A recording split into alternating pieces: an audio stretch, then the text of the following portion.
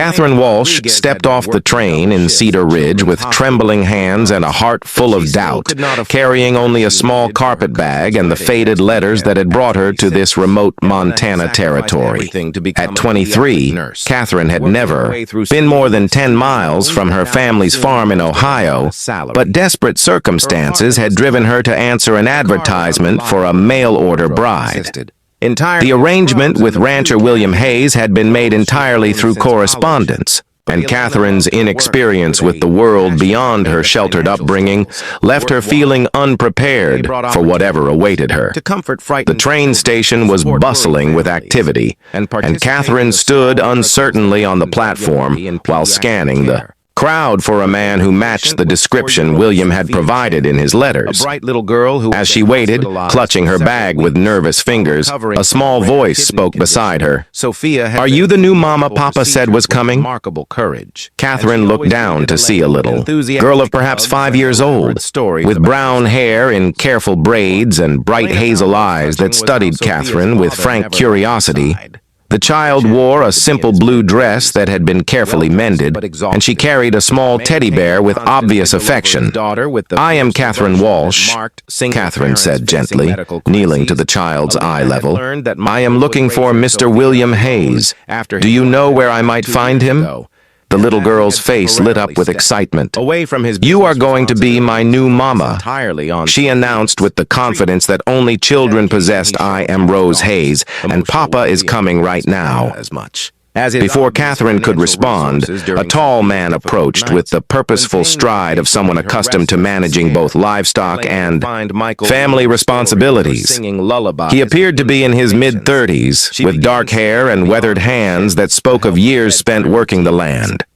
"Miss Walsh," the man said, removing his hat respectfully, "I am William Hayes, and I see you have already met my daughter Rose." Catherine stood, noting how William's attention immediately went to Rose, with the protective awareness that marked devoted fathers. The warmth in his eyes when he looked at his daughter helped ease some of Catherine's nervousness about meeting her intended husband.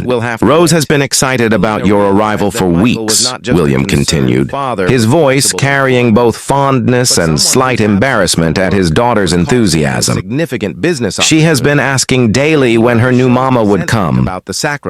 Catherine felt her heart skip at hearing herself referred to as mama before she had even spoken wedding vows. The responsibility implicit in that title felt both thrilling and terrifying as they rode toward the Hayes Ranch in William's wagon, with Rose chattering happily between them about everything from her pet chickens to her favorite wildflowers.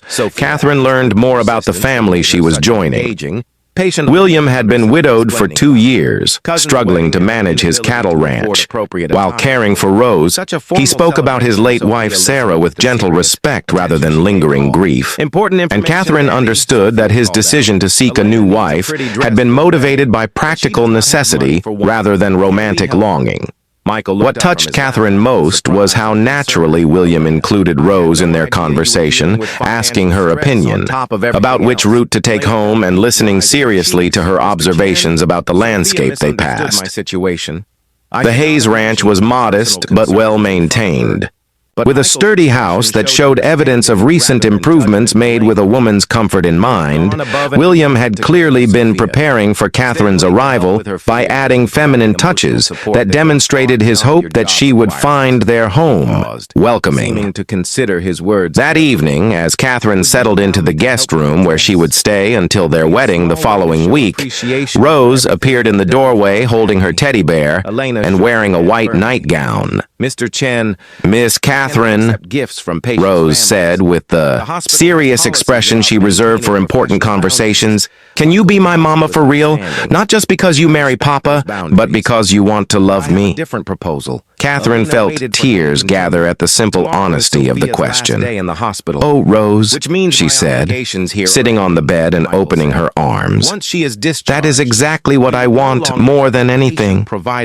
As Rose settled beside her, Catherine realized that her fears about marriage and motherhood were transforming into something deeper, the recognition that love could grow from choice and commitment rather than just romantic passion.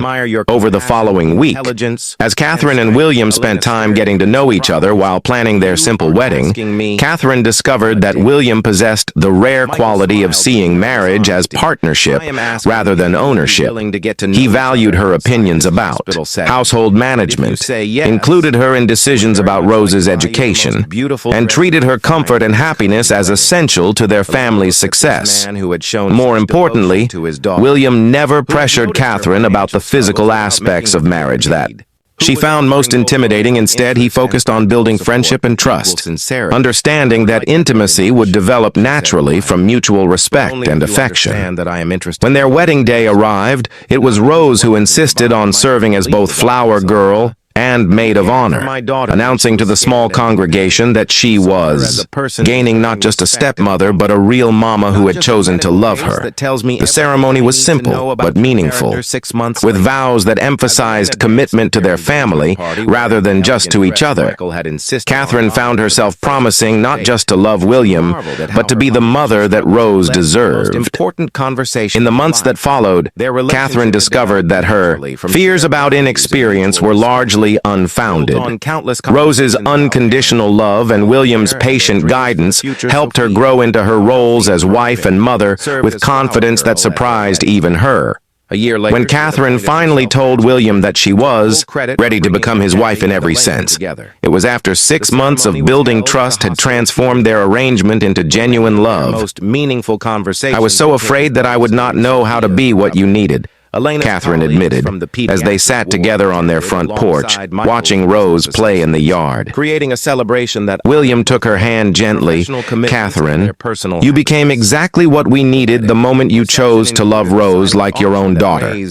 Everything else we can learn together. They went on to have 3 more children, but Rose always held the special place of being the daughter who had taught Catherine that motherhood was not about blood relationships, but about the daily choice to love, protect, and nurture a child who needed you.